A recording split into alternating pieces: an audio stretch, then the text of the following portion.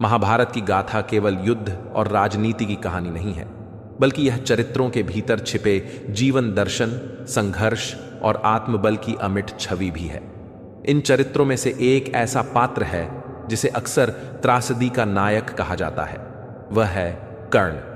कर्ण का जीवन एक ऐसे सूर्य की तरह था जो सदा दूसरों को प्रकाश देता रहा, पर स्वयं अंधकार में जलता रहा। उसने जन्म से लेकर मृत्यु तक संघर्ष किया, लेकिन कभी हार नहीं मानी। यही कारण है कि आज भी वह युवाओं के लिए प्रेरणा का स्रोत बना हुआ है। अध्याय 1, जन्म से संघर्ष की शुरुआत। कर्ण का जन्म एक राजसी कुल में हुआ, लेकिन समाज ने उसे सूत पुत्र कहकर ठुकरा दिया। माता कुंती ने लोक लाज के भय से उसे नदी में बहा दिया। एक रथ बनाने वाले अधिरथ और राधा ने उसका पालन पोषण किया। यहां से ही कर्ण की संघर्ष यात्रा शुरू होती है। वह जानता था कि उसके रक्त में राजसी प्रवाह है, पर समाज ने उसकी पहचान छीन ली थी। प्रेरणा। यह हमें सिखाता है कि हमारी पहचान हमारे कर्मों से बनती है, न कि हमारे जन्म से। अध्याय 2, शिक्षा की प्यास और आत्मविश्वास। कर्ण बचपन से ही शस्त्र विद्या में रुचि रखता था। जब उसे कोई योग्य गुरु नहीं मिला तो वह स्वयं प्रयास करने लगा। अंततः वह परशुराम के पास गया, लेकिन सूत पुत्र होने के कारण उसे अस्वीकार कर दिया गया। तब कर्ण ने झूठ बोलकर कहा कि वह ब्राह्मण है, और परशुराम ने उसे शिक्षा दी। जब परशुराम को सत्य पता चला, उन्होंने कर्ण को शाप दे दिया कि समय आने पर वह अपनी विद्या भूल जाएगा। प्रेरणा। शिक्षा की लालसा, आत्मबल और कठिनाइयों में भी सीखने की जिजीविषा कर्ण के चरित्र को महान बनाती है। झूठ बोलना गलत है, पर लक्ष्य के प्रति दृढ़ता सराहनीय है। अध्याय 3, आत्मसम्मान की लड़ाई। अंगराज का अभिषेक। जब द्रौपदी स्वयंवर में कर्ण को भाग लेने से केवल सूत पुत्र कहकर रोका गया, तो उसका आत्मसम्मान चूर हो गया। तभी दुर्योधन ने उसका हाथ थामा और उसे अंग देश का राजा बना दिया।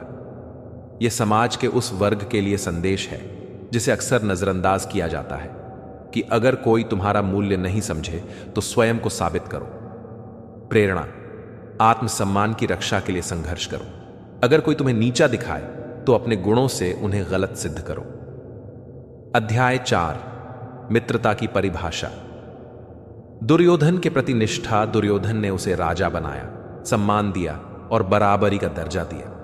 कर्ण ने भी आजीवन उसकी मित्रता निभाई, यहां तक कि जब श्री कृष्ण और कुंती ने उसे पांडवों का पक्ष लेने का प्रस्ताव दिया तो भी वह नहीं डगमगाया। उसने कहा, मुझे भले ही सत्य का मार्ग दिखे, लेकिन मैं उस मित्र को नहीं छोड़ सकता जिसने मुझे अपनाया। प्रेरणा। सच्ची मित्रता वह होती है जो लाभ हानि के परे हो। कर्ण हमें सिखाता है कि रिश्ते सिर्फ शब्द नहीं, कर्तव्य होते हैं। अध्याय 5, दानवीरता। स्वर्ण हृदय वाला योद्धा।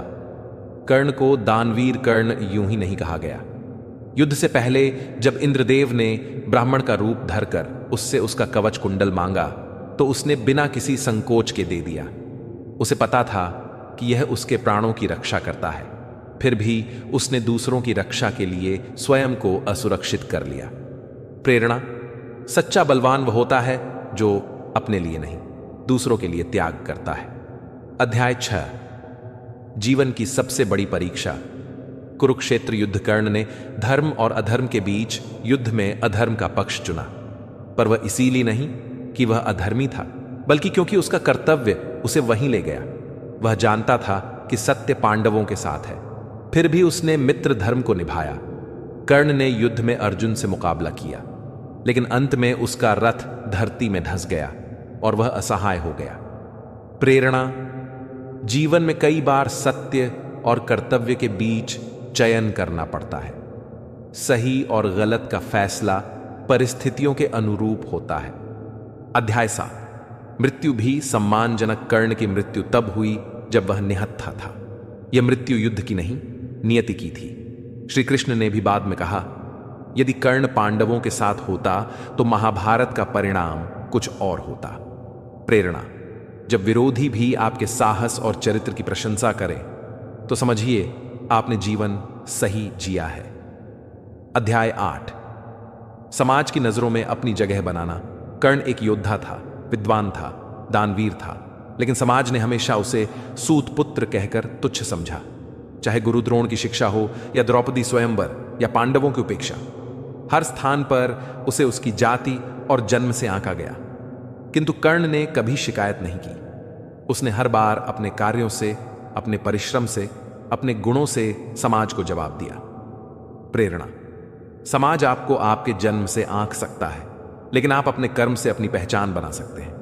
दूसरों की राय से अधिक महत्व आपके आत्मविश्वास और कड़ी मेहनत का है।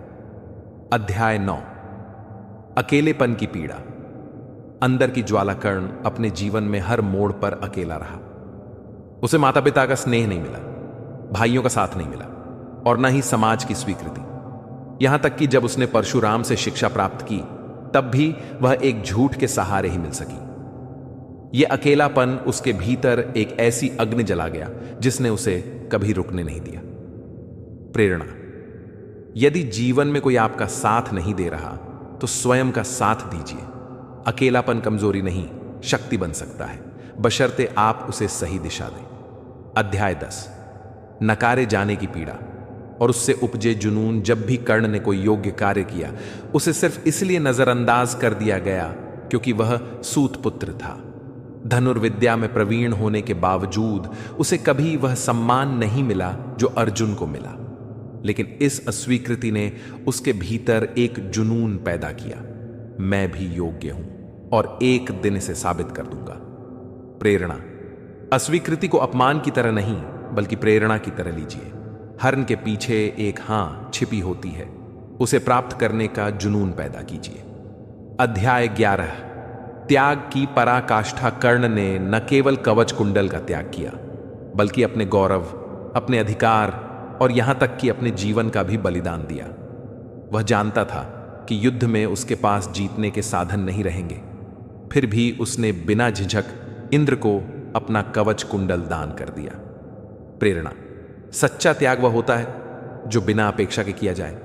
जो व्यक्ति स्वयं को दूसरों की भलाई के लिए त्यागता है, वही सच्चा महापुरुष बनता है। अध्याय 12। श्री कृष्ण की चेतावनी और कर्ण की दृढ़ता। कुरुक्षेत्र युद्ध से पहले श्री कृष्ण ने कर्ण से भेंट की और उसे उसकी सच्चाई बताई कि वह कुंती का पुत्र है और पांडव उसका परिवार है।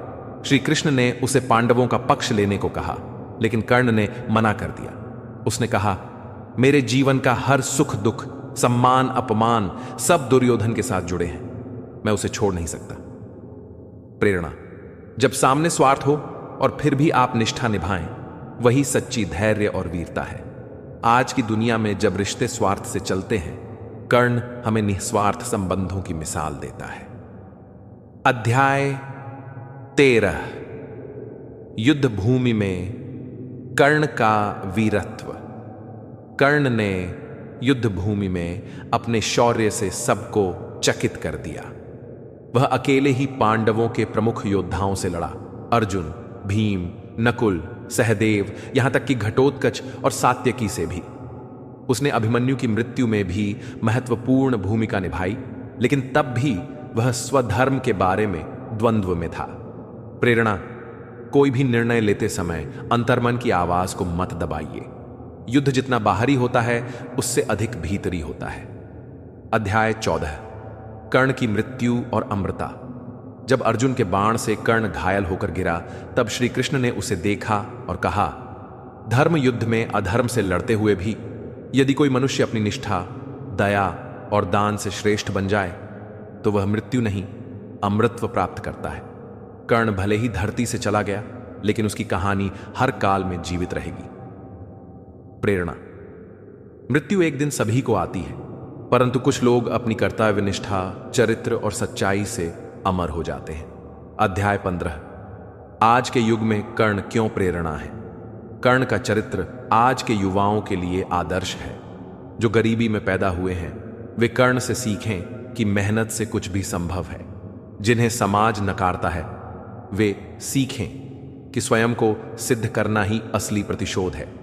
जिन्हें असमर्थता का एहसास होता है, वे जानें कि आत्मबल ही सबसे बड़ी शक्ति है। जो अकेले हैं, वे समझें कि अकेले चलने वाला ही इतिहास बनाता है।